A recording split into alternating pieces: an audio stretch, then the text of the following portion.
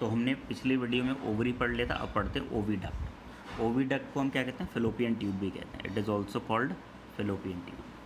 तो oviduct are not directly connected to ovaries. जो oviduct है वो डायरेक्टली ओवरी से कनेक्टेड नहीं है। उसमें क्या होता है? फनल शेप होगा जो क्या करता है? ओवरी से जो भी एग राइप होगा उसे रिसीव करेगा। But have funnel shaped opening which almost covers the ovary. इसमें एक फनल शेप है जो ओवरी को पूरी तरह से कवर कर लेता है लेकिन कनेक्टेड नहीं होता।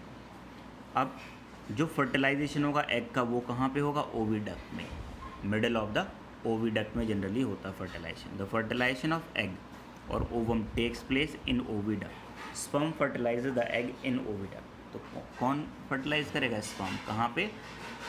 ओविडक्ट में। अब फंक्शन क्या हो गया ओविडक्ट का? ओविडक्ट का फंक्शन बस इतना हो गया कि ओवरी से यूट्रस तक लेके आना है किसको? एग को। Oviduct connect ovaries to uterus और egg reaches the uterus through ovary. Egg भी होगा हो सकता है, और अगर फर्टिलाइज्ड एग होगा,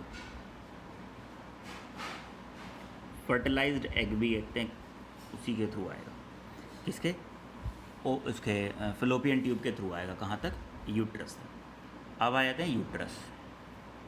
यूट्रस बताया था, इसे हम वॉम्ब भी कहते हैं।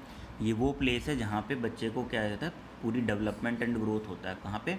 मदर बॉडी के अंदर। तो ये वो वाला पार्ट होता है। The growth and development of fertilised ovum into a baby takes place in the uterus.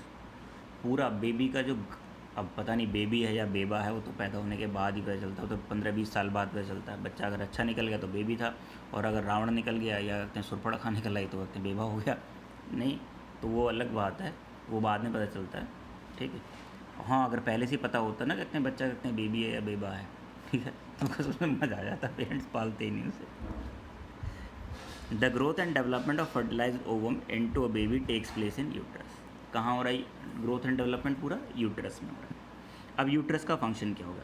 Uterus का बहुत सारे मेजर फंक्शन है। ठीक है, मैंने बहुत थोड़ा सा लिखवाया क्योंकि पूरी प्रेगनेंसी जो होती है वो मेंटेन कहाँ पे होती है? यूट्रस में होती है। उतने सारे फंक्शन नहीं लिख सकते हैं। ठीक है, बस एक छोटा सा लिख दिया, uterus carries the baby during the gestation period. मतलब इसके आगे सारे फंक्शन हैं। अब इतना बोल देना कि यूट्रस कैरी कर रहा है किसको? बेबी को, पूरे जेस्टेशन पीरियड में। अब जेस्टेशन पीरियड क्या? वो पीरियड जिस पीरियड में बच्चा क्या होता है? अपनी मदर के गर्भ में होता है, अपनी मदर के पेट में होता है। That is gestation period. पेट कह दो या वॉम्ब कह दो, हम जनरली पेट में ही कहते हैं, लेकिन वो वॉम्ब होता है एक्चुअल में uterus. Gestation period, the period in which a baby is present inside the mother's body. In human being gestation period is about 9 month. ये अलग अलग ऑर्गेनिज्म में ना जेस्टेशन पीरियड वैरी करता है। अगर हम एक एलिफेंट की बात करें तो एलिफेंट में जेस्टेशन पीरियड जो होता है ना वो 22 से 24 महीने का होता है। मतलब 22 मंथ से लेकर 24 मंथ्स का जेस्टेशन पीरियड होता है। तो फिर बच्चा भी तो 40 किलो का पैदा होता है। हमारे यहाँ तो बच्चा 1.5-2 किलो का पैदा होता है।